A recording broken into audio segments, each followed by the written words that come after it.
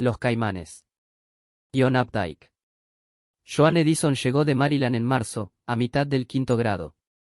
Su rostro era delgado y su expresión correspondía a la de una persona mayor. Tenía pestañas negras y largas como las de una muñeca. Todos la odiaban.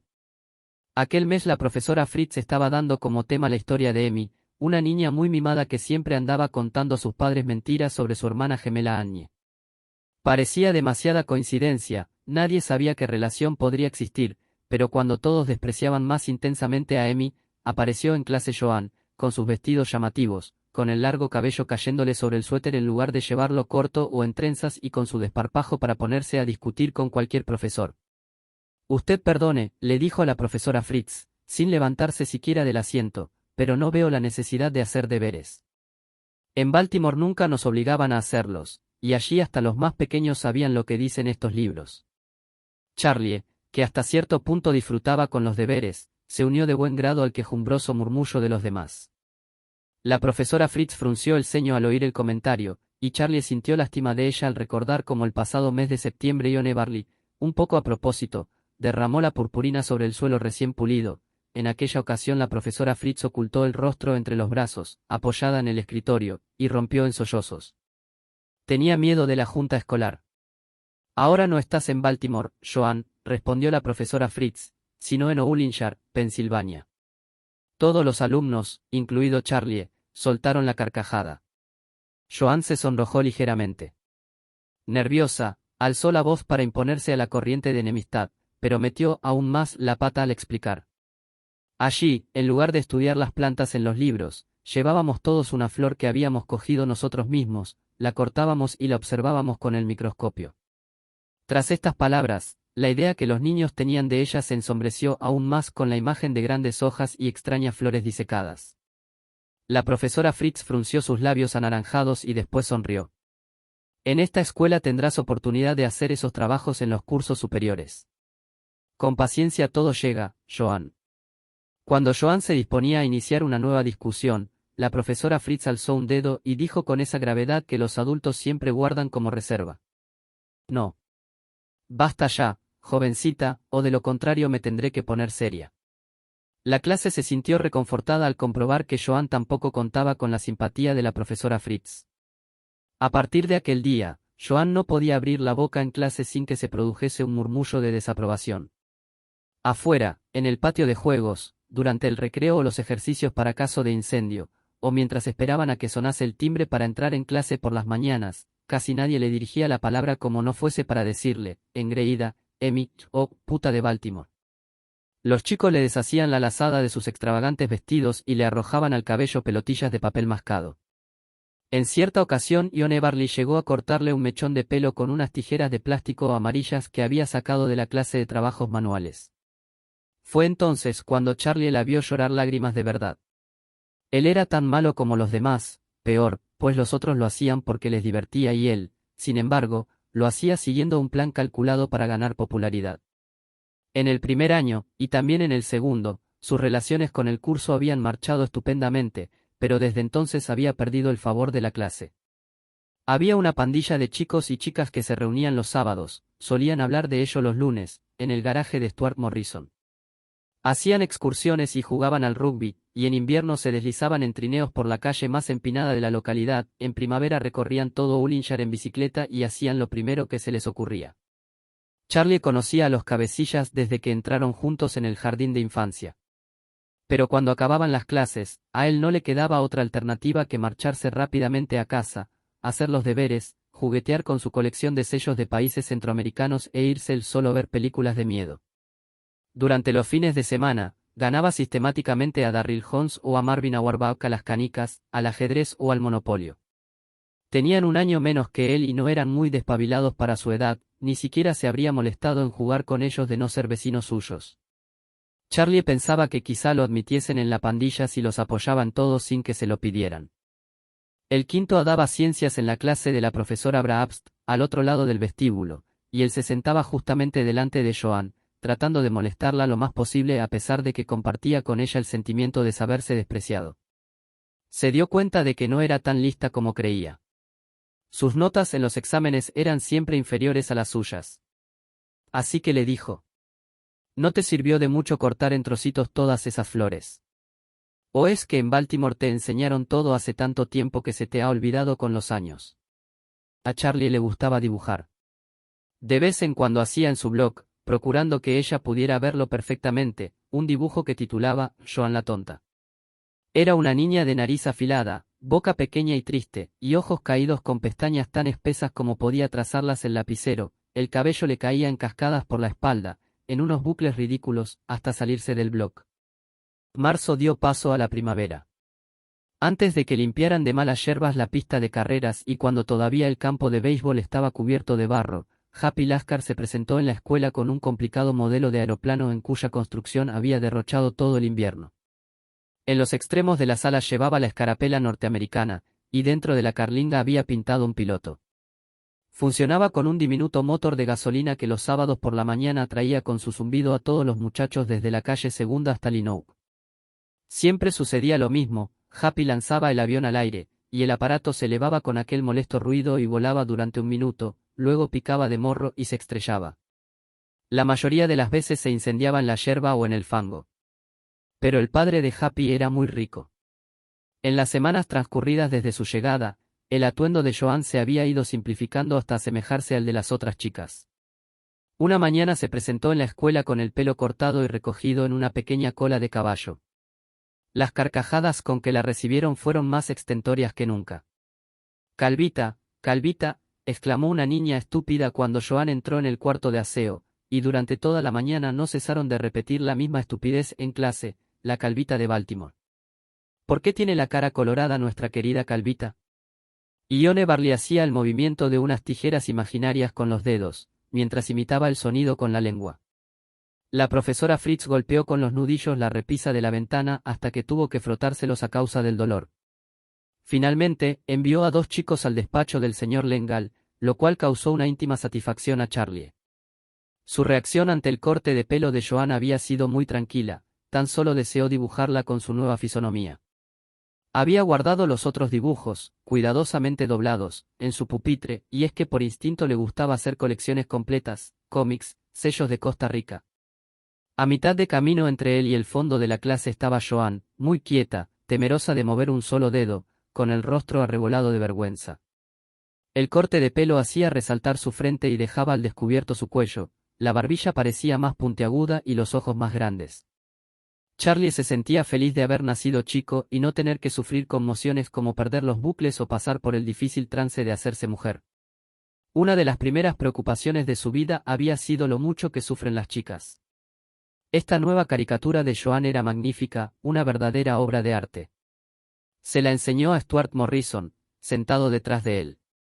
Era demasiado buena para que él pudiese apreciarla, se limitó a echarle un rápido vistazo con sus ojos saltones e inexpresivos.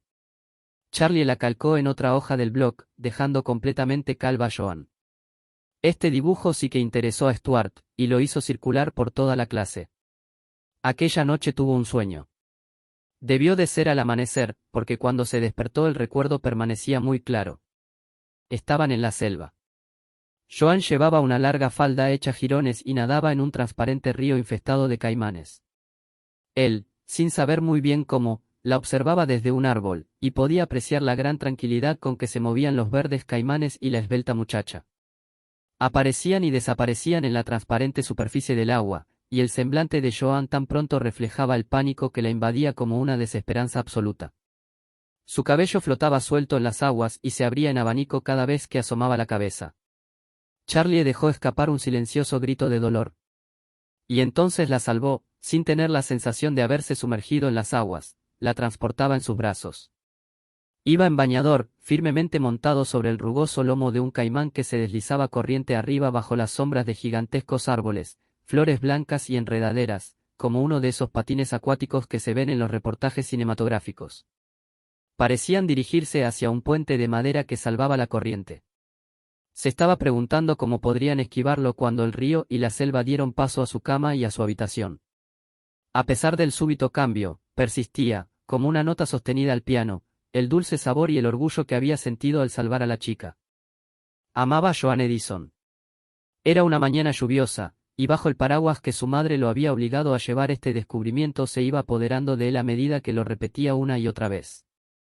El amor no tenía un sabor definido, pero le agudizaba el sentido del olfato, permitiéndole diferenciar entre el olor de su impermeable de hule, sus botas de goma, los arbustos de rojas flores a lo largo de los bajos muros que delimitaban los jardines de la calle Gran e incluso el olor del barro y del musgo que crecía entre las grietas del pavimento.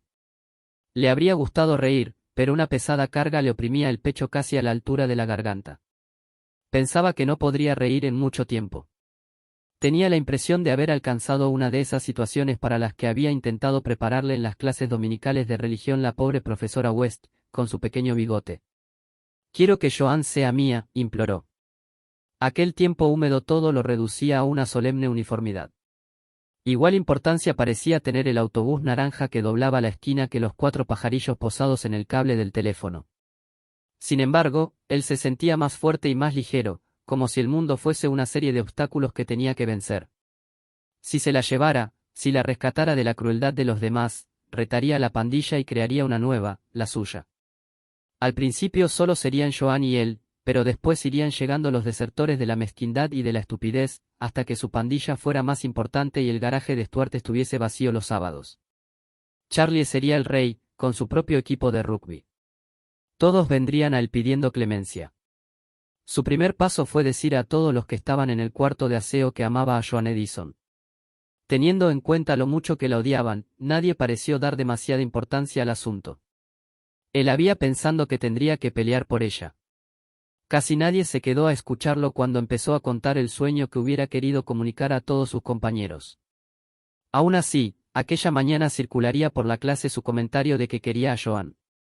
Esto era precisamente lo que él deseaba, abrir un camino que le permitiera llegar a Joan, pero se sintió incómodo y empezó a tartamudear cuando la profesora Fritz lo hizo salir al encerado. A la hora del almuerzo, Charlie se quedó escondido en unos almacenes hasta que la vio pasar. Sabía que la chica que iba con ella, bastante fea por cierto, se desviaba al llegar a la primera bocacalle. Esperó un rato y luego corrió para alcanzar a Joan en la manzana siguiente, antes de que él mismo tuviera que cruzar y doblar la esquina para ir a su casa. Había dejado de llover y llevaba el paraguas como si fuera un fusil con la bayoneta calada. Se acercó a ella por la espalda y gritó, «Van, van».